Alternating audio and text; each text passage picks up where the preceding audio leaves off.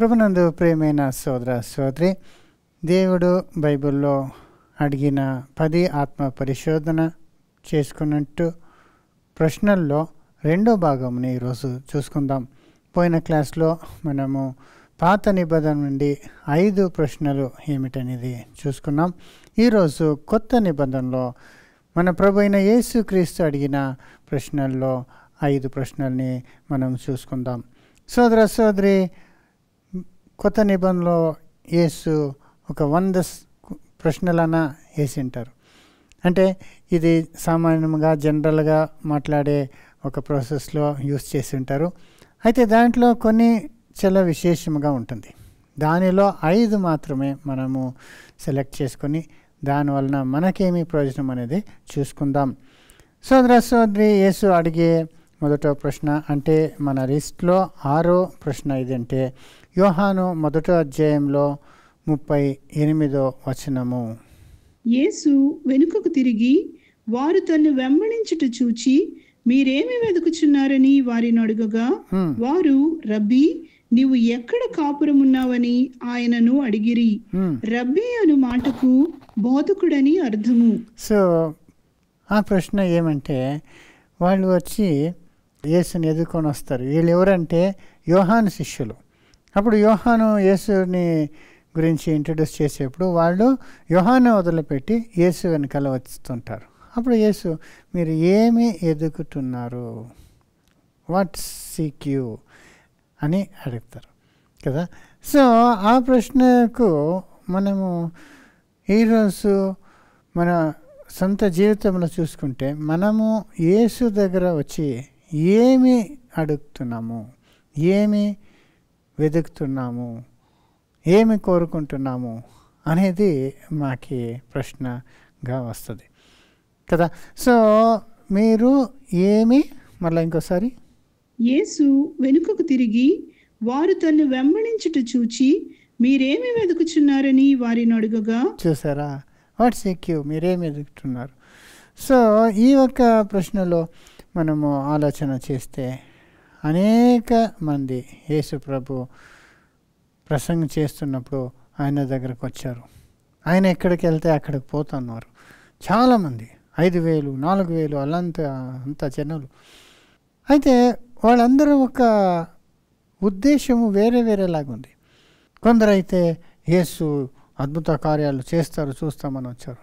కొందరైతే యేసు వాళ్ళకి 2 మాసస్కి భోజనం ఇచ్చారు కదా, రొట్టి చేపలు ఇచ్చారు కదా, దాని కొరకు కూడా వస్తూ ఉంటారంట.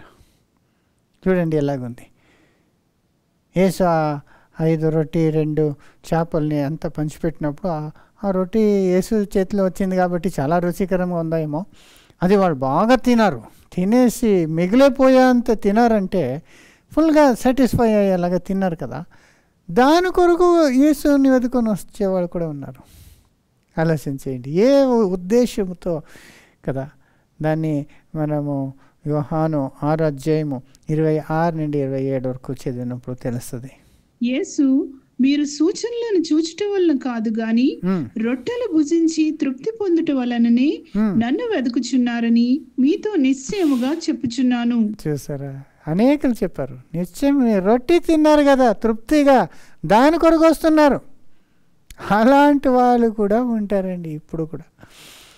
వాళ్ళు వచ్చేది ఏదో తినటానికి ఏమో దొరుకుతుందని ఎన్నో మీటింగ్స్లో భోజనాలు అరేంజ్ చేస్తారు. దాని కొరకే అనేకలు వస్తూ ఉంటారు.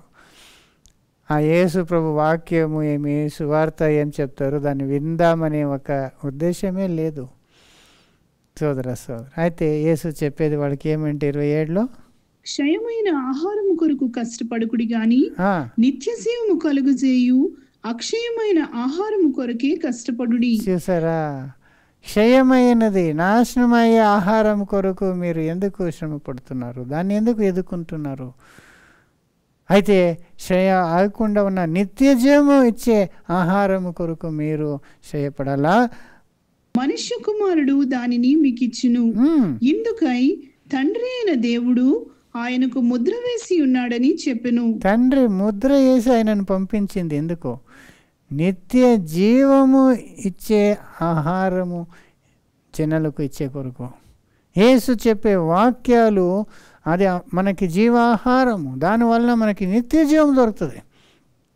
ఆ ఒక ఆహారముని వాళ్ళు ఏమనేది గ్రహించక జస్ట్ భోజనం, నశించిపోయే ఆహారం కొరకు వాళ్ళు శ్రమ పడేది యేసు చూసి చాలా డిసప్పాయింట్ అయ్యి అడుగుతున్నారు, మీరు వచ్చేది ఎందుకు? ఆహారం కొరకు.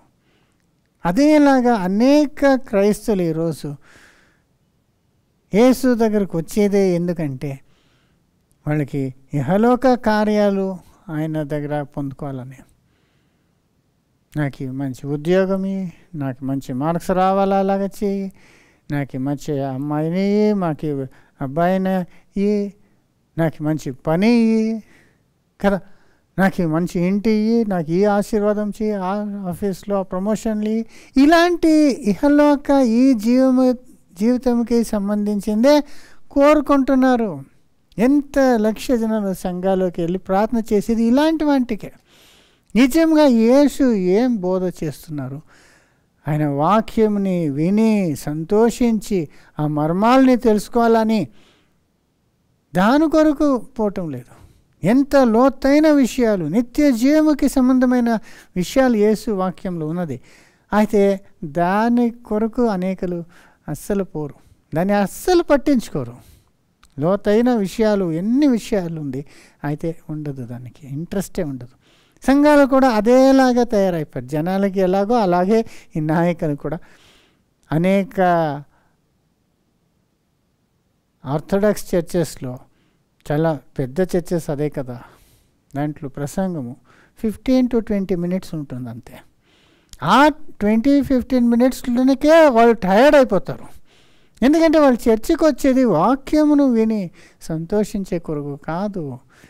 వాళ్ళ చర్చిని ఒక సముదాయ భవనం లాగా, ఒక క్లబ్ హౌస్ లాగా. ఎందుకంటే ఇప్పుడు వాళ్ళకి ఒక ఫెలోషిప్ కావాలా, ఒక ఐడెంటిటీ కావాలా. మరి వాళ్ళు ఏమన్నా ఇప్పుడు కొత్త డ్రెస్ వేసుకుంటే ఎక్కడికి వేసుకొని పోయేది, వాళ్ళు కొత్త కారు కొంటే ఎక్కడికి తీసుకొని పోయి చూపించేది కదా.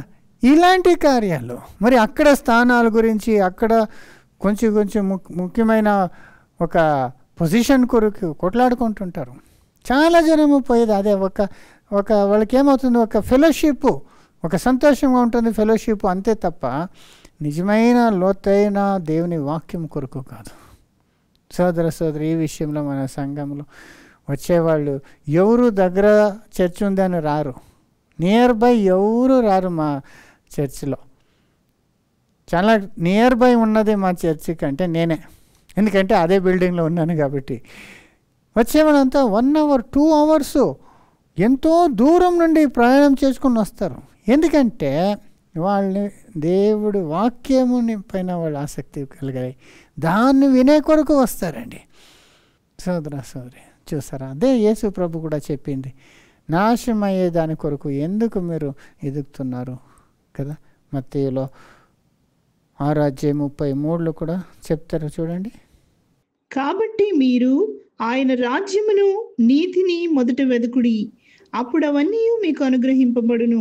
చూసారా, దేవుని రాజ్యంని మొదట ఎదకండి, మరి సమస్తము మీకు చేర్చబడుతుంది అన్నారు. ఎందుకంటే వేరే అన్ని విషయాలు, ఏం తినేది, ఏం తాగేది, ఏమి వేసుకునేది, ఎక్కడ ఉండేది, ఇదంతా లోక జనాలు, అన్యులు, దేవుని ఎరగని ఉన్న జనాలు, వాళ్ళు దాని కొరకే ప్రయాసపడుతున్నారు. వాళ్ళు మా ఉద్దేశం అంటే అదే కదా, డబ్బు డబ్బు డబ్బు అదే ఉంటుంది. బిజినెస్ చేయాలా, ఎలాగ ఇన్కమ్ చేసుకోవాలా, ఎలాగ ఇన్కమ్ని డబుల్ చేయాలా, దాన్ని ఎలా సేవ్ చేయాలా, ఎలా యూజ్ చేయాలా, ఇదే గురించి ఉంటుంది. అయితే అలాంటిదే మనం యేసు దగ్గరకు వచ్చి మనం కోరుకుంటే ఏమి లాభము?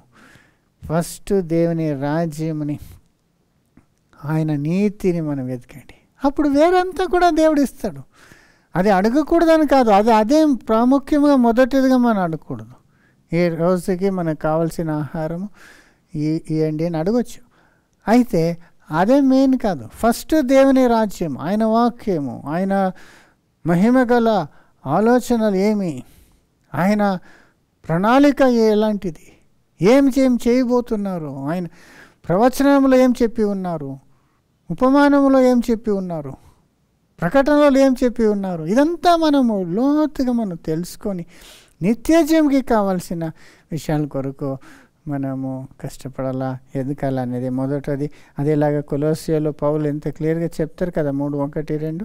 మీరు క్రీస్తుతో కూడా లేపబడిన వారైతే పైనున్న వాటినే వెదుకుడి, అక్కడ క్రీస్తు దేవుని కుడిపార్శ్వమున కూర్చుండి ఉన్నాడు.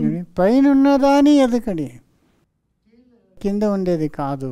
కింద ఉన్నది లోక కార్యాలు అన్నీ ఈ జీవితంకి మాత్రమే ప్రయోజనం ఉంటాయి.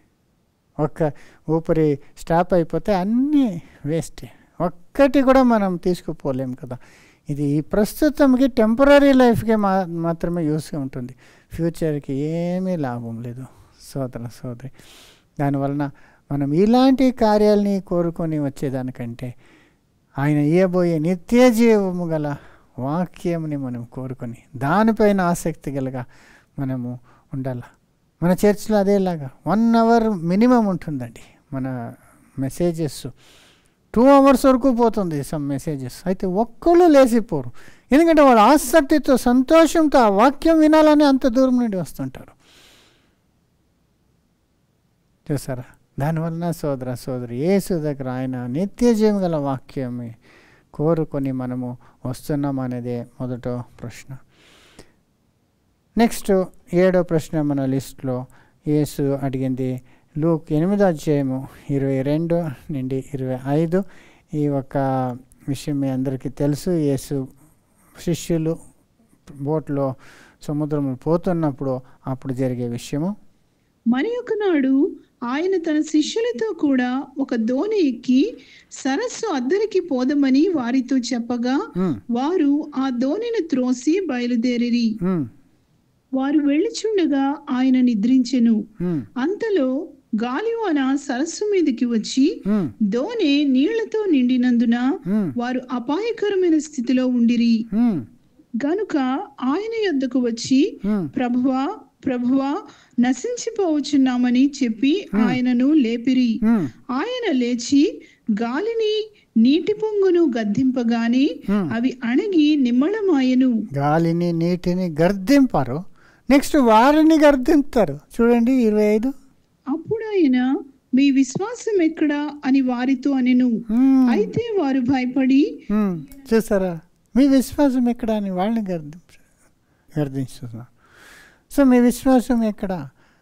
వాళ్ళు విశ్వాసలే, యేసు పైన విశ్వాసం ఉంది. అయితే ఆ ఒక్క గాలిని ఆ ఒక్క నీళ్ళు అంతా చూసి ఆ విశ్వాసమే లేకుండా అయిపోయారు. ఎంతవరకు మీ విశ్వాసం ఎక్కడ అన్నారు? మీ విశ్వాసమే లేకుండా ఇంత భయపడిపోతున్నారే.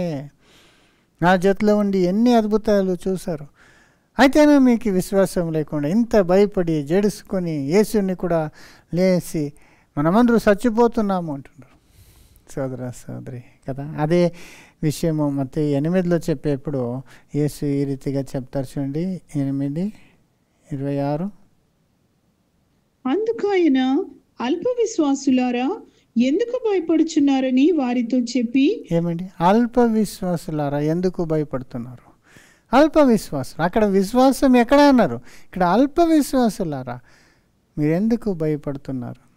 ఇదేలాగా పేతురు కూడా యేసు ఒకరోజు నడుచుకొని వచ్చి చూసి నేను రమ్మని చెప్పు అని కూడా అన్నారు. నడుచుకొని వచ్చాడు. అయితే తర్వాత అలాని ఈ నీళ్ళన్న చూసి మునిగిపోతున్నాడు. అప్పుడు యేసు రక్షించు అనేప్పుడు యేసు ఏం చెప్తారు? 14:31 మత్తయి. వెంటనే యేసు చెయ్యి చాపి అతని పట్టుకొని అల్ప విశ్వాసి ఎందుకు సందేహపడితివని అతనితో చెప్పెను. ఎందుకు సందేహపడితివి అల్ప విశ్వాసి? అదే ప్రశ్న మనం అడుకోవాలి. మనము జీవితంలో పోయేప్పుడు అనేక విధమైన గాలి నీళ్ళు మనం ముంచేసేలాగా ఉంటుంది. జీవితంలో అదేలాగా సునామీలాగా వస్తూ ఉంటుంది.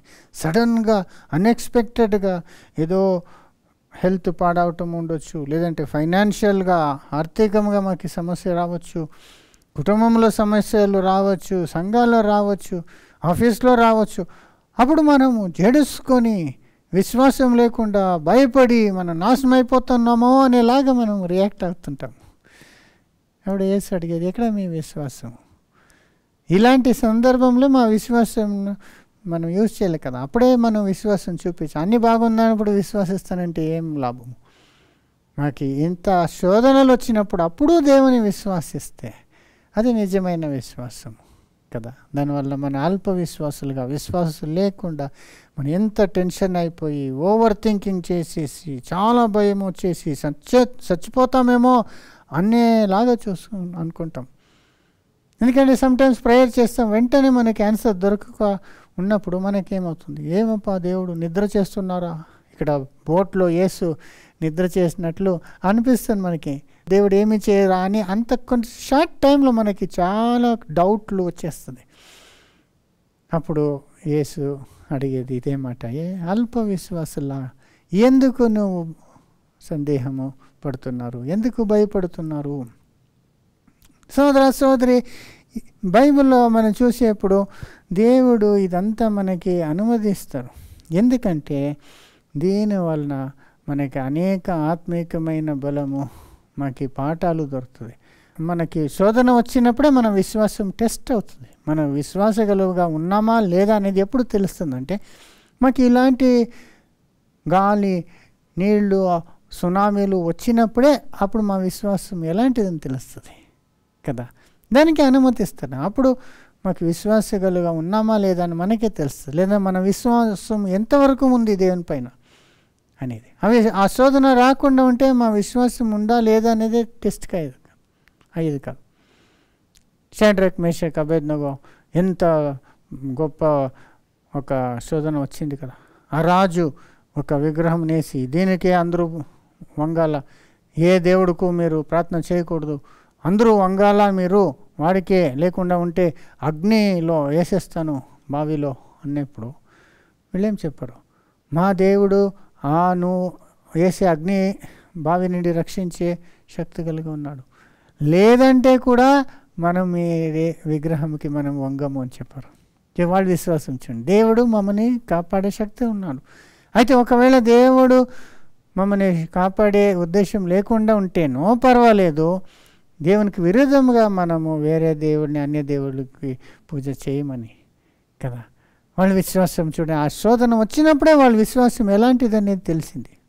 లేకుండా ఉండింటే షడ్రక్, మేషక్, అబేద్నగో అనేది ఎవరని వాళ్ళ పేరు కూడా ఎవరికి తెలిసేది కాదు. వాళ్ళతో వాళ్ళు అదిపోయి ఆ శోధన వచ్చినప్పుడు వాళ్ళు చూపించిన విశ్వాసము ఎంత మనకి ఎగ్జాంపుల్గా దేవుడు పెట్టి ఉన్నాడు కదా. సోదర సోదరి, ఇదేలాగా దేవుడు శోధన అనుమతించినప్పుడు మన జీవితంలో మనము ఇంకా విశ్వాసంలో మనం బలం పొందుకుంటాము. ఒక్కొక్క ఇన్సిడెంట్ తర్వాత దేవుడు ఏ రీతిగా మమ్మల్ని రక్షిస్తాడు అనేది మనకి అనుభవం అయినప్పుడు, దేవుడు మన కష్టాలను కూడా మనకి కృప ఇస్తున్నారు, అది వెంటనే ఆ కష్టము పోకుండా ఉండొచ్చు, మన ప్రార్థన దేవుడు వినకుండా ఉండొచ్చు. అయితే కష్టంలో మన జతలో కృపనిచ్చి మమ్మల్ని త్రూ అండ్ త్రూ నడిపిస్తారు కదా.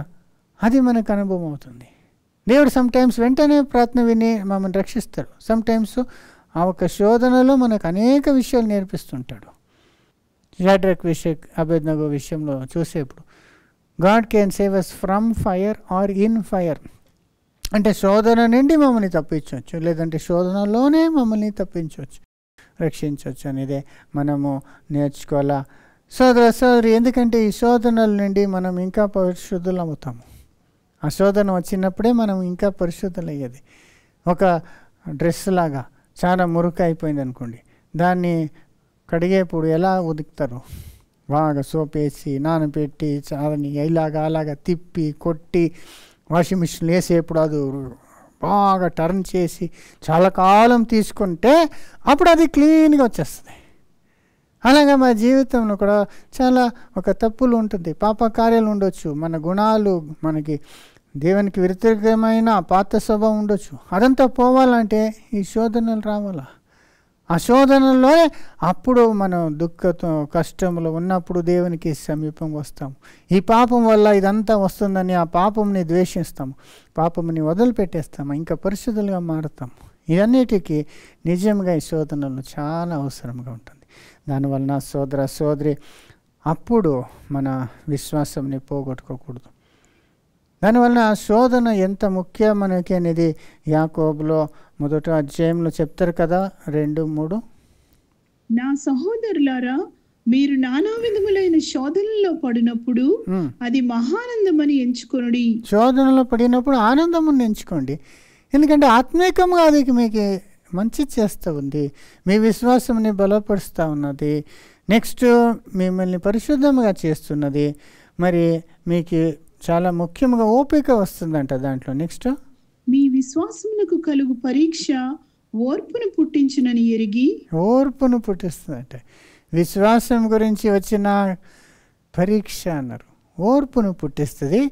తర్వాత మీరు సంపూర్ణులను అనునాంగులను ఏ విషయంలోనైనను కొదవలేని వారునై ఉండునట్లు ఓర్పు తన క్రియను కొనసాగింపనీయుడి. ఓర్పు తన క్రియను కొనసాగించాలి. కొన్ని కష్టాలు వచ్చేప్పుడు ఏమప్పా లాభము దీంట్లో, ఈ శ్రమ నుండి ఎవరికి ప్రయోజనము, నేను కష్టపడేది దేవునికి ఇష్టమా అని అంతా అనుకుంటాం. అయితే దానివల్ల ఓర్పు వస్తుందండి మనకి. దేవుని దగ్గర ఎలాగా మనము కాచుకొని ఉండాలా, వెయిట్ చేయాలా కదా. మనం అనుకున్నట్లే ఇమీడియట్గా మనం అన్నీ ఎక్స్పెక్ట్ చేయలేము. విశ్వాసముతో మనము కాచుకొని ఉండాలా, సహించుకునేది ఇదంతా మనం నేర్చుకుంటామండి కదా. మాత్రం కాదు, ఇది ఏం చేస్తుందట, మీరు సంపూర్ణులను అనునాంగులను ఏ విషయంలోనైనను కొదవలేని వారునై ఉండునట్లు. ఏమండి, సంపూర్ణులు అందానులు, మరి ఏ విషయంలో కొరత లేకుండా ఉన్నలాగా ఉండాలన్నమాట. ఆ రీతిగా మమ్మల్ని చేస్తుందట ఈ శోధన. దానివల్ల శోధన వచ్చినప్పుడు, నానా విధమైన పరీక్షలు వచ్చినప్పుడు మీరు ఆనందించండి అని ఎంత క్లియర్గా చెప్తా ఉన్నారు. దానివల్ల ఈ రీతిగా వస్తుంది. అపోస్తలుకు మనం చూస్తే బైబిల్లో ఎంత శోధన వచ్చింది కదా. వాళ్ళు చెప్పేస్తారు, మమ్మల్ని మరణం కన్నా కొరకే నియమించేలాగా ఉందంటారు. చూడండి, 1 కొరింథీయులు 4:9. మరణదండన విధింపబడిన వారమైనట్టు దేవుడు అపోస్తలులమైన మమ్మును అందరికంటే కడపట ఉంచి ఉన్నాడని నాకు తోచుచున్నది. మేము లోకమునకును దేవదూతలకును మనుష్యులకును వేడుకగా ఉన్నాము. వేడుకగా పెట్టారంట. అంటే ఒక ఎగ్జాంపుల్గా వాళ్ళని అందరికీ, మనకు ఒక ఎగ్జాంపుల్ అండి. ఎందుకంటే వాళ్ళకైన శ్రమలు కష్టాలంతా చాలా విపరీతంగా ఉండింది. వాళ్ళకి ఏ రీతి కంఫర్టబుల్ లైఫ్ లేదు ఈ జీవితంలో. ఎంత వాళ్ళకి అపోజిషన్, ఎక్కడ పోతేనో వాళ్ళని దూషించేవాళ్ళు, కొట్టేవాళ్ళు, చంపేసేవాళ్ళు, అందరూ అలాగే చంపబడారు కదా. ఏ ఐశ్వర్యం లేదు, సుఖం లేదు వాళ్ళకి. ఇప్పుడు అయితే పౌలు, పీటరు సెయింట్ అని మనం ఎంత వాళ్ళని మర్యాదతో వాళ్ళని సన్మానం చేస్తాం. అయితే ఆ కాలంలో ఆ గౌరవం ఏవి ఉండలేదు వాళ్ళకి. ఎంత కష్టము చూడండి, కింద చెప్తారు, మేము క్రీస్తు నిమిత్తము వెర్రివారము, మీరు క్రీస్తునందు బుద్ధిమంతులు, మేము బలహీనులము, మీరు బలవంతులు, మీరు ఘనులు, మేము ఘనహీనులము. మేము ఘనహీనులు, బలహీనులు అంతా, మీరు బలవంతులు, మీరు ఘనహీనులు అంటే ఎవరి గురించి చెప్తున్నారు అంటే, కొందరు మనం ఐశ్వర్యముతో సుఖముతో ఉండేదే దేవుని ఆశీర్వాదం అని అనుకునేవాళ్ళు, అలాంటి వాళ్ళ గురించి చెప్తున్నారు. మీరు చాలా గొప్పవాళ్ళు, మనము ఏమీ లేకుండా ఉన్నవాళ్ళు, మీరు రాజుల్లాగా ఉన్నారు, మేము ఎంత కష్టపడుతున్నాం, ఆకలిగా ఉన్నాము, ఏమీ లేకుండా ఉన్నాము అంటే అర్థమేమి? దేవుడు అంత శోధనల్ని అనుమతిస్తాడు దేవుని బిడ్డలు జీవితంలో. ఇప్పుడు సౌకర్యంగా ఉండేదే కాదు మన ఉద్దేశం అనేది చెప్పేది ఇక్కడ. తర్వాత ఈ గడియ వరకు ఆకలి దప్పులు గలవారము, దిగంబరులము, పిడిగుద్దులు తినుచున్నాము, నిలువరమైన నివాసము లేక ఉన్నాము. ఏమండి, తినేకి సరైన ఆహారం లేదు, దిగంబరంగా ఉన్నాము, ఇల్లు లేదు. ఎలాగున్నారండి వాళ్ళు? వాళ్ళు అలాగే పెట్టారండి. ఎందుకంటే దేవదూతలకు, లోకముకు ఒక స్పెక్టకల్గా చేశారు వాళ్ళని చూసి నేర్చుకోవాలి మనము కూడా. వాళ్ళు చూడండి, వాళ్ళు ఎలా ఉన్నారు, అప్పుడు మనం ఎలా ఉండాలా? యేసు ప్రభు లాగానే అపోస్తులు ఉన్నారు, అపోస్తులాగా మనం ఉండాలా. అదే ఇంకొక మెయిన్ విషయం ఏమంటే, ఇక్కడ చాలా జనము క్రిస్టియానిటీ గురించి మాట్లాడేప్పుడు యేసు చనిపోయారు అంతే, వాళ్ళు ఏం లేలేదు. ఈ అపోస్తులు వాళ్ళ శిష్యులు ఆయన మృత్యుం నుండి లేచాడనేది అబద్ధము ప్రచారం చేసి వాళ్ళు ఒక సంఘముని కట్టాలా, ఒక మతముని వాళ్ళు డెవలప్ చేయాలని ఆ రీతిగా చేసేసారు, అబద్ధం చెప్పి అంటారు. అయితే అలా చేసి ఉంటే వాళ్ళకి ఏం లాభం వచ్చింది? వాళ్ళకి దాని నుండి ఏమైనా డబ్బు వచ్చిందా, సన్మానం వచ్చిందా? వాళ్ళకి ఏ సుఖం వచ్చింది? వాళ్ళకి ఎంత అపోజిషన్ను ఈ సువార్త చెప్పే వలన, యేసు పునరుత్థానం గురించి వాళ్ళు చెప్పే వలన వాళ్ళకి ఎన్ని ప్లేస్లో పోతే వాళ్ళు వెర్రి వాళ్ళగా వాళ్ళని దూషించి చంపేశారు కదా. దాంట్లోనే తెలుస్తుంది వాళ్ళు డబ్బు కొరకు ఇది చేయలేదు, వాళ్ళకి దొరికే మర్యాద కొరకు చేయలేదని ఎంత క్లియర్గా తెలుస్తుంది. అదేలాగా మమ్మల్ని కూడా ఈ నానా విధమైన కష్టంలో మనల్ని అందరూ చూస్తుంటారు కదా, అప్పుడు తెలుసుకుంటారు వీళ్ళకి ఎంత కష్టం వచ్చినా వీళ్ళు నమ్ముతున్నారంటే వీళ్ళు నమ్మేది నిజమైన సత్యముగా ఉన్నది. వాళ్ళు దాని నుండి ఏమో వస్తుందని వాళ్ళు చేయలేదు కాబట్టి, కానీ వాళ్ళు నిజమైన సత్యంని వాళ్ళు తెలుసుకున్నారు కాబట్టి వాళ్ళు ఆనందిస్తున్నారు. ఏమీ లేకుండా ఉంటేను ప్రభులో నేను ఆనందిస్తానని హబక్కూకు చెప్పినట్లు వీళ్ళు నిజంగా ఈ జీవితం కొరకు కాదు, ఇప్పుడు దొరికే సౌకర్యము ఆశీర్వాదాల కొరకు కాదు, నిజమైన సత్యం కొరకు, నిత్య జీవము గల ఆహారం కొరకు వాళ్ళు ఈ యొక్క విశ్వాసంలో ఉన్నారనేది మన మూలముగా అందరూ వేరే వాళ్ళు కూడా చూసేలాగా దేవుడు ఈ శోధనలో చేస్తారండి కదా. మరి 12 కూడా స్వహస్తములతో పనిచేసి కష్టపడుచున్నాము, నిందింపబడి దీవించుచున్నాము, హింసింపబడి ఓర్చుకొనుచున్నాము, దూషింపబడి బతిమాలు కొనుచున్నాము, లోకమునకు మురికిగాను అందరికీ పెంటగాను ఇప్పటి వరకు ఎంచబడి ఉన్నాము. పెంటగా, మురికిగా వాళ్ళని రిజెక్ట్ చేస్తారు, వాళ్ళని చిన్న చూపులు చూస్తారు, వాళ్ళని మర్యాద ఇచ్చి వాళ్ళకి ఆశీర్వాదం సుఖం ఏమీ లేదు. అలా జీవితం అండి. అయితే వాళ్ళు ఈ కొంచెం షార్ట్ లైఫ్ ఎంత బాగుంటే ఏం ప్రయోజనము, మన నిత్య జీవం కొరకు మనము జీవించాలని ఇదంతా సహించుకున్నారు. దానివల్ల సోదర సోదరి నానా విధమైన శోధనలు వచ్చేప్పుడు యేసు శిష్యులను అడిగినట్లు మీ విశ్వాసము ఎక్కడ, మీరు ఎందుకు సంశయపడుతున్నారు, అల్ప విశ్వాసుల అనేలాగా మా జీవితము ఉండకుండా మనము ఆ ఒక శ్రమల్లో కూడా ఆయనలో సంతోషించేవాళ్ళుగా, ఇవన్నీ దేవుడు మన మంచి కొరకు అనుమతిస్తాడని పరిపూర్ణ విశ్వాసంలో ఉండేలాగా మనము ఈ ప్రశ్న నుండి తెలుసుకోవచ్చు. 8వది మత్తయి 20 అధ్యాయము 20 నుండి 22 వచనములో చూసుకుందాం. అప్పుడు జబదయి కుమారుల తల్లి తన కుమారులతో ఆయన యొద్దకు వచ్చి నమస్కారం చేసి ఒక మనవి చేయబోగా, నీవేమి కోరుచున్నావని ఆయన అడిగెను. అందుకామె, నీ రాజ్యమందు ఈ నా 2 కుమారులలో ఒకడు నీ కుడి వైపునను ఒకడు నీ ఎడమ వైపునను కూర్చుండా సెలవిమ్మని ఆయనతో అనెను. ఎంత ఆశ చూడండి వాళ్ళకి. యేసు చాలా మంచోడు, మంచి మూడు చూసి మంచి ఒక ఆశీర్వాదం అడిగి ఈజీగా తీసేసుకుందామని, నీ రాజ్యంలో నా కొడుకులు 2 రైట్ సైడ్ లెఫ్ట్ సైడ్ కూర్చోాలని. అప్పుడు యేసు ప్రభు మీరేం అడుగుతున్నారో మీకే తెలియదని చెప్పి ఈ ప్రశ్నని వాళ్ళకి అడుగుతారండి. ఏమది? అందుకు యేసు, మీరేమి అడుగుచున్నారో అది మీకు తెలియదు. నేను త్రాగబో గిన్నెలోనిది మీరు త్రాగగలరా అని అడుగగా వారు త్రాగగలమని. నేను త్రాగబోయే గిన్నెలో మీరు త్రాగగలరా? ఇంకో ప్లేస్లో నేను తీసుకునే బాప్తిసం మీరు తీసుకోగలరా? అలా అదే అడుగుతారు. అంటే అదే ప్రశ్న ఇప్పుడు మమ్మల్ని అడుగుతున్నాం. ఆయన తాగే గిన్నె అంటే శ్రమలు, కష్టము.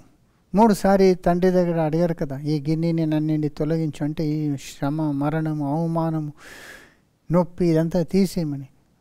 అలా వేరే దారి లేకుండా ఉన్నప్పుడు యేసు నా చిత్తం కాదు నీ చిత్తమే చేసి దానికి లోపడారు కదా, అలాగా మీరు చేయగలరా?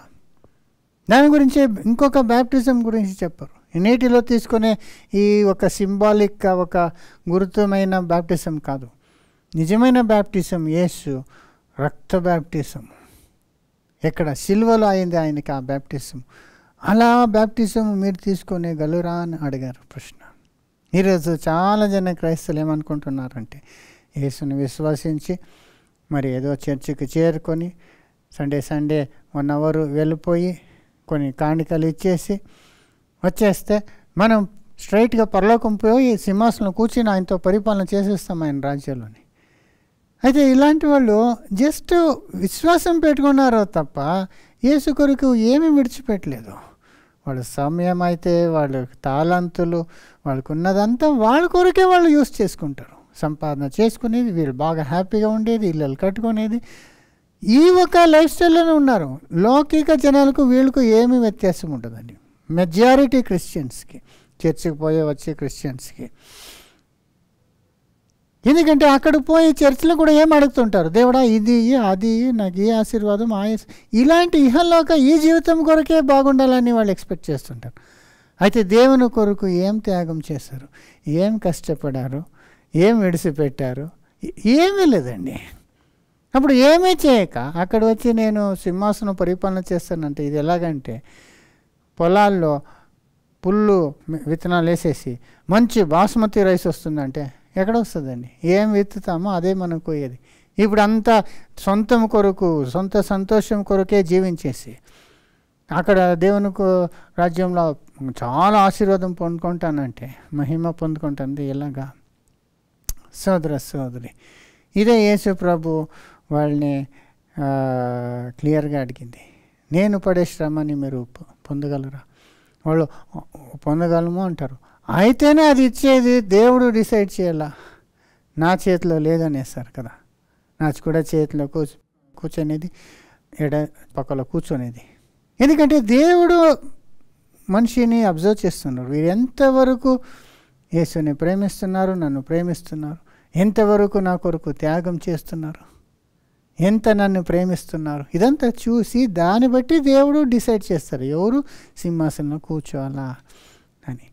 ఎంత క్లియర్గా పౌలు చెప్తాడు కదా, 1 తిమోతి 2:6 నుండి చదివినప్పుడు, పాటుపడిన వ్యవసాయకుడే మొదటి ఫలములలో పాలు పుచ్చుకొనవలసిన వాడు. కష్టపడిన వ్యవసాయంలో మొదటి పొలంని పొందుకోవాలా. వీళ్ళు ఏమీ కష్టపడలేదు, దేవుని కొరకు ఏమీ చేయలేదు, దేవుని సువార్త పని కొరకు ఏమీ ఇవ్వలేదు. ఏదో కొంచెం కానీ కొంచెం ఏదో వాళ్ళకి ఇష్టంలాగా ఇచ్చారు. అది రెగ్యులర్గా దశమ భాగం అని కూడా ఇవ్వలేదు, అనేకలు అది కూడా ఇవ్వరు, ఏదో కొంచెం ఇచ్చేది అంతే. వాళ్ళకి వచ్చిన ఇన్కమ్ ఎంత, వాళ్ళు ఎంత ఇస్తున్నారు, దానికి దీనికి ఏ ఒక్క సంబంధం ఉండదండి. వాళ్ళకి వచ్చే ఇన్కమ్కి ప్రకారంగా వాళ్ళు ఇవ్వాల. కొంచెం వస్తే దాంట్లో పర్సంటేజ్ ఇవ్వాలి, ఎక్కువ వస్తే ఇంకా ఎక్కువ ఇవ్వాలి. అయితే వీళ్ళు అలాగా ఆ రీతిగా కమిట్మెంట్ కూడా లేదు. ఏ ఒక టైం కూడా 1 అవర్ వచ్చి 2 అవర్స్ వచ్చి వెళ్ళిపోతారు తప్ప ఇంకా మిగతాదంతా వాళ్ళ కొరకే వాళ్ళు జీవిస్తుంటారు. ఏ ఒక్క యాక్టివిటీస్లో, ఏ ఒక్క సువార్త పనిలో వాళ్ళు ఏ ఒక్క రెస్పాన్సిబిలిటీ తీసుకోకుండా, ఏ రిస్క్ తీసుకోకుండా వాళ్ళు సుఖంగానే ఉంటారు. ఎవరికైనా పోయి చెప్పేదైతే కదా వాళ్ళకి అవమానం అవుతుంది, వాళ్ళకి అపోజిషన్ వస్తుంది, కష్టాలు వస్తుంది. వీళ్ళు ఎవరికూ చెప్పరు, ఏమీ చేయరు. విశ్వాసం మాత్రం ఉంటే మనకేమొస్తుందంటే పాప క్షమాపణ వస్తుంది, పునరుత్థానము, అందరికీ దేవుడిచ్చే నిత్యజీవం వస్తుంది. అయితే ఆయనతో పరిపాలన చేయాలంటే ఆయనతో ఇప్పుడు శ్రమ పొందాలి.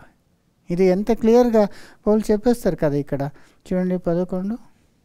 2 తిమోతి 2:11. ఈ మాట నమ్మదగినది. ఏదనగా మనం ఆయనతో కూడా చనిపోయిన వారమైతే ఆయనతో కూడా బ్రతుకుదుము. ఆయనతో కూడా చనిపోవాలా, ఆయనలాగే చనిపోవాలా. ఫస్ట్ బాప్టిజం ఇచ్చేప్పుడు మన కొరకు, మన సొంతం కొరకు మనం చనిపోయి ఆయన కొరకే జీవించాలి. లాస్ట్లో ఒకరోజు మరణం వరకు నమ్మకంగా ఉండి ఆ విశ్వాసంలో ఆయన పనిలో మనం చనిపోవాలా. తర్వాత సహించిన వారమైతే ఆయనతో కూడా ఏలుదుము. ఆయనను ఎరుగమంటే మనలను ఆయన ఎరుగనను. చూసారా, సహించుకునే వాళ్ళైతే ఆయనతో ఏలుతాము. సహించుకోవాలా అంటే కష్టపడిని సహించుకోవాలా, అవమానంని సహించుకోవాలా, వచ్చే అన్ని శ్రమాలని సహించుకోవాలి. అదే కదా యేసు చెప్పింది. నన్ను వెంబడించాలంటే తను ఉపేక్షించుకొని సిలువని తీసుకున్న వెనకాల రావాలి. అందరికంటే నన్ను ఎక్కువగా ప్రేమించాలి, అప్పుడే నా శిష్యుడిగా ఉంటాడని. సో అలా ఏమీ చేయక నేను యేసుతో సింహాసనం మీద కూర్చుంటాను, పరలోకంకి వెళ్ళిపోతామంటే ఎలా అవుతుంది సోదరి కదా. దానివల్ల యేసు అడిగే ప్రశ్నలో మనకు ఒక ప్రశ్నను మనం వేసుకోవాలి. నిజంగా యేసు కొరకు ఏం చేస్తున్నాం? మనం పోయి డైలీ డ్యూటీ చేసుకొని వస్తాము, ఫ్యామిలీ కొరకు అన్నీ చేసుకుంటున్నాము. ఇదంతా లోక జనాలు చేస్తారు. ప్రతి ఒక్క మనిషి కూడా పోయి పనికి పోతాడు, ఇంటిలో కాపాడుతారు, పిల్లల్ని ప్రేమిస్తారు అంతా. అయితే దేవుని కొరకు, ఆయన సంఘము కొరకు, సత్యము కొరకు ఏం చేస్తున్నాము? ఎంత త్యాగం చేస్తున్నాము? ఎంత ఇస్తున్నాము దేవుని కొరకు? టైము, మన డబ్బు అయితేను, మన శక్తి ఎంత ఇస్తున్నాము? ఇదంతానే కౌంట్ అవుతుంది. సోదర సోదరి, 9వ ప్రశ్న మనము ఈ 10 ప్రశ్నల్లో చూసేదైతే, యేసు యోహాను రాసిన సువార్తలో 6వ అధ్యాయంలో ఇక్కడ ఒక విషయం అవుతుంది. ఏమంటే, యేసు మాట్లాడే కొన్ని మాటలు విని వాళ్ళ జొత్తులో ఉన్న శిష్యులు అనేకులు చాలా కష్టమని అనుకుని వాళ్ళు వదిలేసి యేసుని వెళ్ళిపోతారు. ఎంతో వేల జనాలు పోతూ ఉంటారు కదా యేసు వెనకాల. అయితే యేసు మాట్లాడే కొన్ని మాటలు విని వాళ్ళు వాపసు వెళ్ళిపోతారు, యేసుని వెంబడించేది మానేస్తారు. చూడండి 60వ వచనము, 6:60. ఆయన శిష్యులలో అనేకులు ఈ మాట విని, ఇది కఠినమైన మాట, ఇది ఎవడు వినగలడని చెప్పుకొనిరి. కఠినమైన మాట ఎవడు వినగలడు? ఏ మాట అంటే, ఇది నా శరీరము మీకు ఆహారంగా ఉన్నది, నా రక్తం మీకు పానంగా ఉంది. నా శరీరము నా రక్తం మీరు తీసుకోకుండా ఉంటే నాలో ఏమీ లేదు అన్నారు కదా అప్పుడు. అయితే యేసు చెప్పే మాట ఆత్మీకంగా ఉన్నదని వాళ్ళు గ్రహించుకోలేదు, వాళ్ళు క్లారిఫికేషన్ చేసుకోలేదు. ఏమి మాంసం ఇస్తాడా, ఆయన రక్తం తాగాల అనుకొని చాలా కఠినమదే అనుకున్నారు. అయితే యేసు క్లియర్గా అక్కడే కింద ఎక్స్ప్లెయిన్ చేస్తున్నారు. నా మాటలు ఆత్మగల మాటలు, అంటే ఒక రొట్టిలాగా ఆయన శరీరం మనం తీసుకుంటాము. రొట్టి మనకి జీవం ఇస్తుంది కదా, ఆహారం లేకుండా మనం జీవం కంటిన్యూ అవ్వలేము. మనకి శక్తి, మనకి జీవితం ఇచ్చేదే ఆహారము కదా. లాగా నా జీవితము మీ కొరకు సిలువలో ఇస్తాను, దాన్ని మీరు తినాలంటే ఒక సింబాలిక్గా ఒక రొట్టి మరి ద్రాక్ష రసము పెట్టుకొని మీరు దాన్ని జ్ఞాపకం చేసుకొని తీసుకోవాలనేది. ఇదే మన కమ్యూనియన్ తీసుకుంటాం కదా, ఆ విషయము.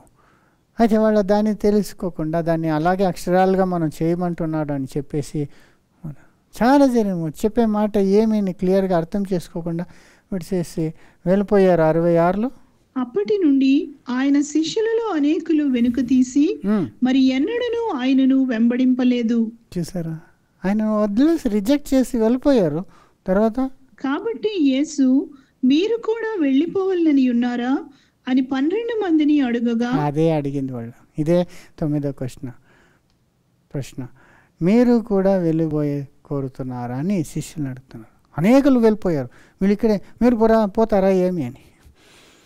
ఇలాగా మన బోధన చాలా కఠినంగా ఉందని చాలా జనం మమ్మల్ని విడిచేసిపోయేది మాకు బాగా అనుభవం అయిందండి. అది ఈ విషయంలోనే అయింది. ఒకసారి ఈ ప్రభురాత్రి భోజన గురించి అయింది. ఏమంటే మనం చెప్పేది వాళ్ళకి అనేకలకి యాక్సెప్టబుల్గా లేదు. దానికి ముందు యేసు రెండో రాకడ గురించి నేను కరెక్ట్ చేసినప్పుడు, దానికి ముందు నా డినామినేషన్లో బైబిల్ స్టూడెంట్స్ అసోసియేషన్లో వాళ్ళు యేసు వచ్చేసారు, 1874 యేసు ప్రసన్నత అయిపోయింది, ఆయన రాకడ అయిపోయింది అని వాళ్ళు బోధ చేస్తున్నప్పుడు నేను అదే చేస్తాను నా డినామినేషన్లో. అయితే నాకు తర్వాత వాక్యంని బాగా పరిశోధన చేసినప్పుడు నాకు తెలిసింది వాక్యముకి ఇది విరుద్ధంగా ఉన్నది. ఆయన రాకడ ఇంకా ఫ్యూచర్లో ఉంది. ఆయన రాకడ గురించిన ఈ సూచనలంతా మనం చూస్తున్నాము. దానివల్ల ఆయన రాకడ ఎంతో దగ్గరలో ఉందని తెలుసుకోవచ్చు. దాన్ని బట్టి ఆయన వచ్చేసారని మనం చెప్పలేము. ఆయన రాకడ ఇంకా అవ్వలేదు. ఎందుకంటే ఆయన రాకడ అయితే ఈ లోకము నాశనం అయిపోవాలా, రాజ్యము వచ్చేయాలా, చనిపోయిన వాళ్ళు లేయాలా, ఈ లోకం ఇదేలాగా సైతాన్ లోకంగా ఉండదని ఇదంతా క్లియర్గా తెలుసుకొని నేను చెప్పేప్పుడు సంఘంలో సగముకి సగము నన్ను విడిసేసి వెళ్ళిపోయారు. ఎన్నో హండ్రెడ్స్, వందలు, మొత్తంగా చూస్తే ఎన్నో 1000 జనాలు నన్నండి వదిలేసి వెళ్ళిపోయారు. బెంగళూరులో మాత్రం కాదు, ఒక 10 సిటీస్లో మనము ఈ డాక్టరీన్స్ చెప్పి అనేకులు వచ్చేవాళ్ళు. అయితే ఎప్పుడైతే ఈ రెండో రాకడ అవ్వలేదు, అది పొరపాటు అయింది, ఆ క్యాల్కులేషన్ అంతా మిస్టేక్ ఉంది, యేసు రాకడ ఇంకా ఫ్యూచర్, ఆ దినము ఆ గడిగా ఎవరికో తెలియదు. అయితే ఆ సమీపమయ్యే సూచనలు మాత్రం తెలుసుకోవచ్చని అప్పుడు చేంజ్ చేసినప్పుడు యేసు రారని చెప్పలేదు, 1000 ఏళ్ళ పరిపాలన లేదని ఏం చెప్పలేదు. ఆ టైమింగ్ మాత్రమే అయిపోయలేదు, ఇంకా ఫ్యూచర్లో అవుతుంది అనేప్పటికీ ఎంతో వందల మంది వెళ్ళిపోయారు. అప్పుడు మమ్మల్ని విడిసేసి వెళ్ళిపోతే ఎలాగుంటుంది అని ఒక ఎక్స్పీరియన్స్ అనుభవం మాకు బాగా అయిందండి. నెక్స్ట్ కొందరు ఉన్నారండి. తర్వాత నేను ఈ ప్రభురాత్రి భోజనం గురించి బైబిల్లో మరలా రివ్యూ చేసేప్పుడు అక్కడ తెలిసింది ఇది సంవత్సరంకి ఒక్కసారి చేసేలాగా బైబిల్లో ఏ ఆధారము లేదు. ఇది సంఘము కూడినప్పుడంతా మొదటో రోజు వాళ్ళు అప్పము విరిచే కొరకు కూడుకొని అప్పుడు 4 విషయములో వాళ్ళు ఎడతెడగా ఉన్నారు. అంటే అపోస్తలుల బోధనలో, సహవాసములో, ప్రార్థనలు, మరి రొట్టె విరచటంలో వాళ్ళు అన్యోన్యంగా ఉన్నారు. వాళ్ళు స్టెడ్ ఫాస్ట్గా విడుచుకుండా వాళ్ళు స్టెడ్ ఫాస్ట్గా చేస్తున్నారు అని అంతా నేను స్టడీ చేసినప్పుడు ఇది సంవత్సరంకి ఒక్కసారి మనం జ్ఞాపకం చేసుకుంటే చాలదు. మన సంఘముగా చేరుకున్నప్పుడంతా మనము రొట్టె విరిచి ఆయన మరణముని జ్ఞాపకం చేసుకోవాలనేది ఇంతే నేను చెప్పింది. దానికి ఇంకా అనేకలు వదిలేసి వెళ్ళిపోయారు. చాలా క్లోజ్గా ఉన్న సోదరులు కూడా ఆ మాటలు కఠినంగా అనిపించింది వాళ్ళకి. సంవత్సరంకి ఒక్కసారి కాదు 52 సారి ఆయన మరణముని మనం జ్ఞాపకం చేసుకోవాలని చెప్పినప్పుడు సో ఆ అనుభవం అంతా మాకు అయిందండి. చాలా కష్టకరంగా ఉంటుంది. అదేలాగా యేసుని ఆయన మాటలు కఠినంగా ఉందని అనేకులు విడిచేసి వెళ్ళిపోయారు. కొందరే ఉన్నారు. అప్పుడు మీరు వెళ్ళిపోతారా అన్నాడు. అప్పుడు వాళ్ళు చెప్పిన మాట ఏమి 69 నీవే దేవుని పరిశుద్ధుడవని మేము విశ్వసించి ఎరిగి ఉన్నామని ఆయనతో చెప్పెను. చూసారా, నీవే దేవుని పరిశుద్ధుని విశ్వసించి ఎరిగి ఉన్నాం. యాక్చువల్గా ఈ వర్డ్ ఎలాగ వస్తుందంటే వేరే కన్నడలో, ఇంగ్లీష్లో అంతా 67లో అండ్ జీసస్ సెడ్ అంటు the 12 will you also go away? Then Simon Peter answered him, Lord, to whom shall we go? Thou hast the words of eternal life, and we believe and are sure that thou art Christ the Son of the living God. అంటే నువ్వు దేవుని కుమారుడైన క్రీస్తు అని నమ్మి ఉన్నాము. మరి మనం ఎక్కడికి వెళ్ళేది? నీ యొద్దన నిత్య జీవము గల వాక్యం ఉన్నదని. అది నెక్స్ట్ వర్స్లో ఇక్కడ వస్తుంది అనుకుంటా. ఆ వచనం కూడా చూసుకుందాం. సీమోను పేతురు, ప్రభువా, ఎవని యొద్దకు వెళుదుము? నీవే నిత్య జీవపు మాటలు గలవాడవు. చూసారా? సో నిత్య జీవము గల వాక్యము నీ యొద్ద ఉన్నది. మనం వేరెక్కడికి వెళ్ళేది? నిజంగా సోదర సోదరి, ఎన్ని బోధలు మనం వింటాము, ఎన్ని గురువులు ఉన్నారు ఈ లోకములో. అయితే నిత్య జీవం ఉంది అనేది ఎవరు బోధిస్తారండి? చనిపోయిన వాడు లేచి వస్తాడు, వాడు నిత్యముగా మరలా జీవిస్తాడనేది ఏ ఒక గురువు కూడా, బోధకుడు కూడా లోకంలో చెప్పలేడు. చాలా జనం ఉన్నారు. ఇప్పుడు శ్రీ శ్రీ శ్రీ రవిశంకర్ అని ఒకళ్ళు ఉన్నారు, చాలా ఫేమస్. ఈ శ్రీ శ్రీ శ్రీ అని వాళ్ళే పేరు పెట్టేసుకుంటారు.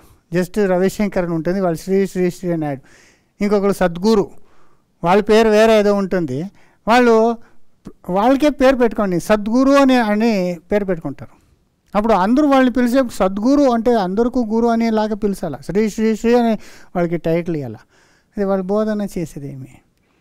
ఇప్పుడున్న వాళ్ళకి ఈ ప్రయోజనమైన కొన్ని విషయాలు చెప్తారు తప్ప, చనిపోయిన వాడు మరలా లేచి రావచ్చు, పునరుత్థానము ఉన్నది, నిత్య జీవం ఉంది, అదే వ్యక్తి మరలా లేచి వచ్చి జీవిస్తాడు నిత్యంగా అని ఎవరు చెప్తారండి?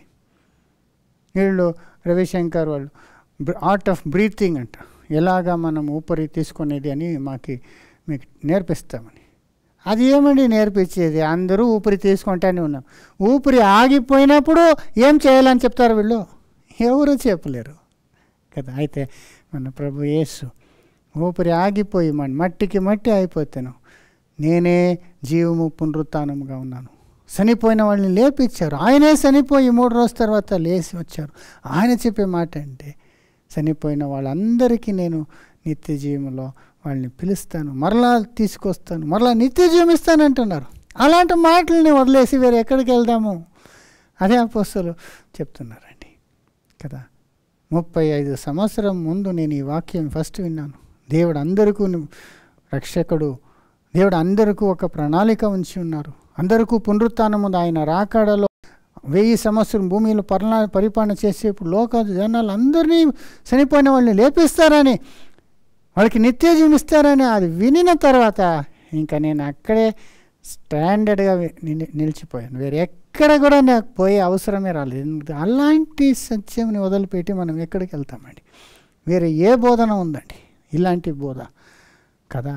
దానివల్ల సోదర సోదరి ఆ రీతిగా వాళ్ళు యేసుతో కడపడి వరకు నిలబడి ఉన్నారు.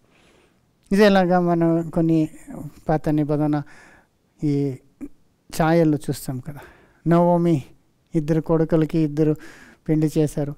అయితే నవోమి భర్త కూడా చనిపోయాడు. నవోమి 2 పిల్లలు కూడా వాళ్ళు చెడ్డాళ్ళు కాబట్టి వాళ్ళు చనిపోయారు. అప్పుడు 2 కోడళ్ళు ఉన్నారు కదా, వాళ్ళకి నవోమి చెప్తుంది, నా భర్త చనిపోయాడు, నా కొడుకులు చనిపోయారు, నాతో ఉండి మీకేం లాభం, మీరు పోయి పెళ్లి చేసుకొని మీరు బాగా సెటిల్ అయిపోండి వేరే ఎక్కడన్నా అని పర్మిషన్ ఇచ్చినప్పుడు ఓర్ప అప్పుకొని ఏమండి సో స్వీట్ ఆఫ్ యూ అని చెప్పేసి వదిలేసి వెళ్ళిపోయింది.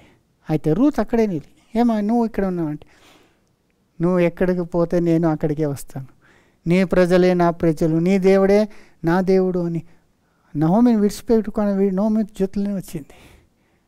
అప్పుడు ఆ రూత్ని ఎంత ఆశీర్వదించాడని మనకంతా తెలుసు. దేవుడు బోవాజ్ అనే పురుషుడితో వివాహం చేసుకునేలాగా చేసి ఆమె ద్వారా యేసు ప్రభు సంతానం వచ్చేలాగా చేసేసారు. ఆమె ద్వారా కదా ఓబేదు, తర్వాత జెస్సీ, దావీదు వచ్చింది. ఆ కుటుంబంలో యేసు ప్రభు పుట్టింది. ఎంత ఘనత పొందుకుంది. అదేలాగా పాత నిబంధనలో కూడా ఒక దావీదు లైఫ్లో ఒక సైన్యాధిపతి ఉన్నాడు. అంటే అనేక ఒక 600 జనాల పైన ఒక అధిపతిగా. దావీదుకి ఏమవుతుందంటే అబ్షలోం నుండి పరిశోధన వస్తుంది. అబ్షలోం దావీదుకి విరుద్ధంగా లేచి సైన్యమంతా జనాలంతా వాడి పక్క తిప్పుకొని దావీదుని నాశనం చేయాలని వచ్చేస్తాడు.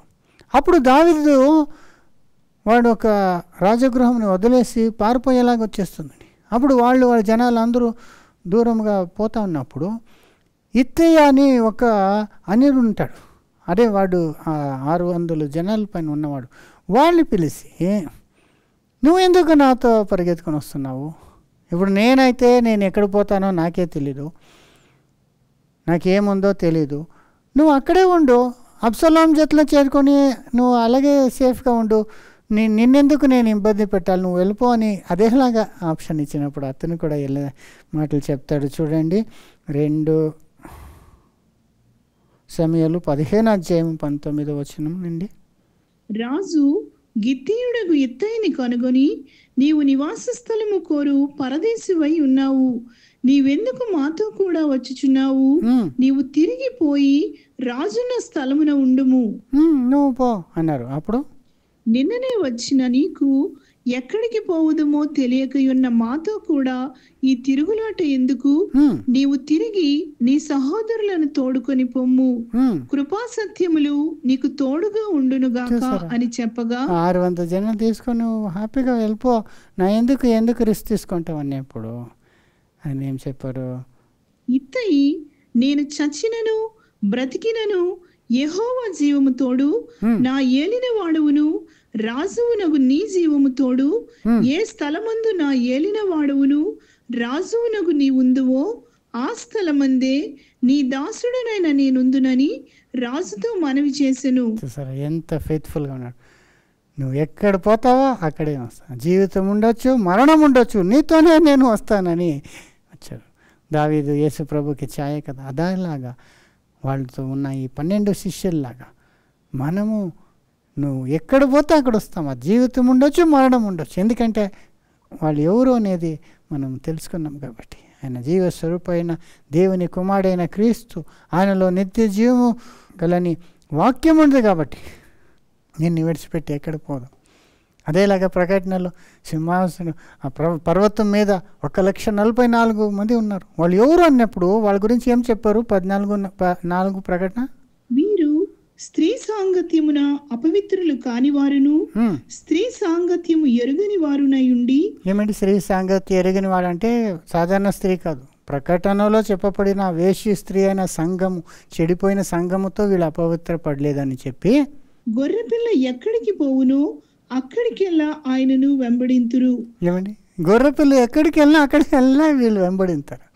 అలాగే దావీదుని ఇత్తయి వదిలిపెట్టలేదు, నోవమిని రూతు వదిలిపెట్టలేదు. అలాగా యేసు ప్రభుని వదిలిపెట్టలేకుండా ఆయన వెనుకాల అది ఎంత శ్రమ ఉండొచ్చు, మరణమే ఉండొచ్చు, మనము వెళ్ళేవాళ్ళుగా ఉంటే ఆయనతో మనం ఖచ్చితంగా ఆ ఒక సియోన్ కొండపైన 1,40,4లో ఉండొచ్చు.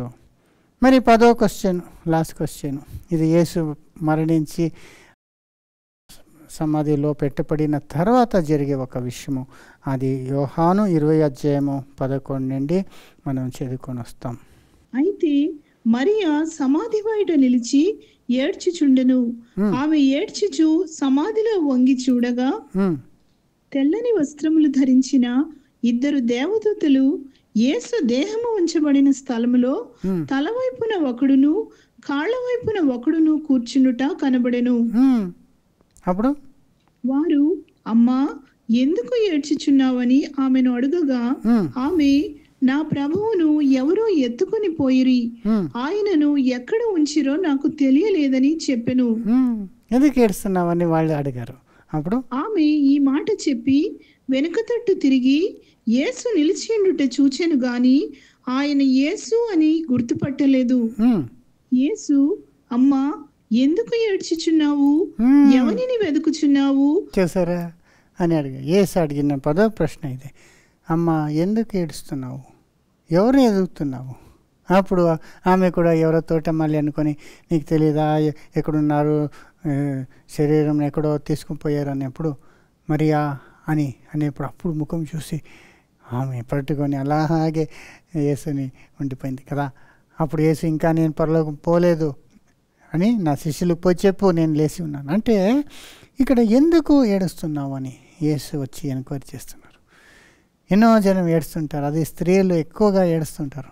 చిన్న బిడ్డలుగా ఏడ్చేది కాదు, ఒక అడల్ట్గా ఉండి ఒక స్త్రీ ఏడుస్తుంటే అది చాలా కష్టంకరంగా ఉంటుంది కదా. చిన్నపిల్లల్లాగా పెద్దవాళ్ళు ఏడుస్తుంటే వాళ్ళకి ఎంత కష్టం ఉంటే ఆ రీతిగా వాళ్ళకి కన్నీళ్ళు వస్తుందండి, చాలా బాధాకరమైనది.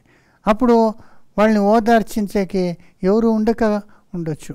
సమ్టైమ్స్ మన దుఃఖంలో మన ఏడుస్తున్నప్పుడు ఎవరికూ తెలియక ఉండొచ్చు, ఎవరికూ అంత ఇంట్రెస్ట్ లేకుండా ఉండొచ్చు.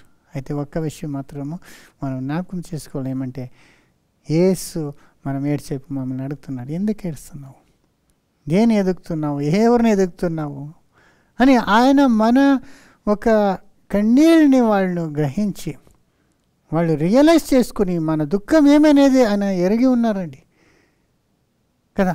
ఇదేలాగా మేరీ మార్త ఇంటిలో లాజరస్ చనిపోయినప్పుడు యేసు వచ్చినప్పుడు చాలా ఏడ్చేస్తారు వీళ్ళు. మీకు ముందే కవర్ పెట్టాం, మీరు రాలేదు, వచ్చింటే ఇలాగ అయ్యేది కాదు, ఈరోజు చనిపోయి సమాధి అయిపోయాడే అని ఏడుస్తున్నప్పుడు యేసు ఇంకా 5 నిమిషాలను వాడిని బయటకు తీసుకొస్తాడు జీవితంగా. అలా ఉన్నప్పటికీ యేసుకి ఏడుపు వచ్చేస్తుందండి. వాళ్ళు ఏడ్చే చూసి యేసు కూడా ఏడ్చాలని బైబిల్లో ఉంది. సో అంత మా ఒక బాధల్ని ఎరిగి ఉన్న దేవుడు, మా కన్నీళ్ళంటే ఎంత ఆయన విలువ ఇస్తాడంటే దాన్ని వేస్ట్ అవ్వకుండా దాన్ని అంతా పట్టి బాటిల్ వేసి పెడతారంట. ఇది నేను ఫస్ట్ విన్నప్పుడు ఒక అమెరికన్ ఒక క్లాస్లో చెప్పేప్పుడు నేను జోరుగా నవ్వేస్తాను అందరి ముందు, దేవుడు మా కన్నీళ్ళంతా బాటిల్ వేసి పెడతారని. అప్పుడు వాళ్ళు చెప్పారు, బ్రదర్ వర్మ ఉంది బైబిల్లో చూడండి అని చూపించారు. చూడండి, కీర్తన 56:8 కీర్తన, నా సంచారములను నీవు లెక్కించి ఉన్నావు, నా కన్నీళ్లు నీ బుడ్డిలో నుంచబడి ఉన్నవి, ఏమండి అవి నీ కవిలలో కనబడును కదా. నీ బుడ్డిలో మెంచిపడి ఉన్నది, అది నీకు కనపడుతూ ఉంది. కన్నీళ్ళంతా ఆయన పెట్టారంటే ఎంత మమ్మల్ని డీప్గా మా ఒక బాధని ఎరిగి ఉన్నారు చూడండి. ఆయన ఎంపతి ఉంది, మా బాధని వాళ్ళు తెలుసుకుంటున్నారు కదా. అలాంటి దేవుడు మన దేవుడు, అంత ప్రేమ ఉన్న దేవుడు. ఎవరో మా గురించి పట్టించుకోకపోతే దేవుడు మమ్మల్ని చూస్తున్నారు. మా బాధ అయినది ప్రతి ఒక్క విషయం ఆయనకు తెలుసండి, ప్రతి ఒక్క కన్నీళ్ళు ఆయనకు తెలుసు కదా. దాన్ని మనము తెలుసుకోవాలి. సో సోదర సోదరి, ఈ ప్రశ్నలో ఇంకొక విషయం కూడా మనం జ్ఞాపకం చేసుకోవాలి. ఏమంటే ఎందుకు ఏడుస్తున్నావు అన్నప్పుడు, నేనే బతికి వచ్చేసాను కదా, అప్పుడు ఎందుకు ఏడుస్తున్నావు? నేను చనిపోయాను, నా బాడీ ఎక్కడా లేదు అని నువ్వు ఏడుస్తున్నావు. నేను లేచి వచ్చాను కదా. అప్పుడు ఆమెకి ఆ దుఃఖం అంతా పోయి చాలా సంతోషం. ఎంత ఏడుపు అండి! ఒక మరణం అంటే చాలా కష్టం. అని చనిపోయిన వాళ్ళు వాపసు వచ్చేసారనుకోండి, అప్పుడు ఆ ఏడుపు అంతా అలాగే ఒక్క సెకండ్లో పోతుంది కదా. అదే యేసు ప్రభు మాకు చెప్పేది. మాకేమేమో దుఃఖము రావచ్చు, కష్టం రావచ్చు, అవమానం అవ్వచ్చు. అప్పుడు ఏడుస్తుంటే ఎందుకు ఏడుస్తున్నావు? ఇదంతా కొంచెంకాలమే. నేను వస్తున్నాను కదా. నేను వచ్చినప్పుడు చనిపోయిన వాళ్ళు ఉంటే వాళ్ళ గురించి ఏడుస్తుంటే వాళ్ళు లేసి వచ్చేస్తారు. మరి నీ ఆరోగ్యం పాడిపోయిందని ఏడుస్తావు అంటే నీకు నిత్యజీవం ఇచ్చేస్తాను. మరి నీకు ఘనత మహిమ అంతా నేను ఇస్తాను కదా. నువ్వు ఏం పోగొట్టుకుంటున్నావు? అది ఏమీ ఏడ్చే విషయమే కాదు. ఎందుకు ఏడుస్తున్నావు? దానివల్ల సోదరి మన పరిపూర్ణ విశ్వాసంలో ఉంటే ఏం జరిగినానో దాన్ని పట్టించుకోకూడదు. ఇది తత్కాలం మాత్రం ఉంటుంది. మాకు కలిగే ఈ శోధనలు, ఈ కన్నీళ్ళు అంతా కొంచెంకాలమే. నిత్య మహిమ మన కొరకు యేసు ఇవ్వబోతున్న. దానివల్ల మనకి యేసు అడిగే ప్రశ్న, ఎందుకు ఏడుస్తున్నావు కదా సోదరి. దానివల్ల ఈ 10 ప్రశ్నలు మామూలు ఆత్మ పరిశోధన చేసుకునే ప్రశ్నలుగా ఉండి మామూలుని దీనివలన ఇంకా మంచి విశ్వాసులాగా దేవుని విశ్వసించి నమ్మి మనం కొంచెంకాలము జీవితం ఉన్న ఈ జీవితంని సంపూర్ణంగా ఆయన కొరకు సమర్పణ చేసుకుని జీవించేలాగా దేవుడు ఆశీర్వదించని చెప్పుకొని నేను ముగించుకుంటున్నాను. Thank you.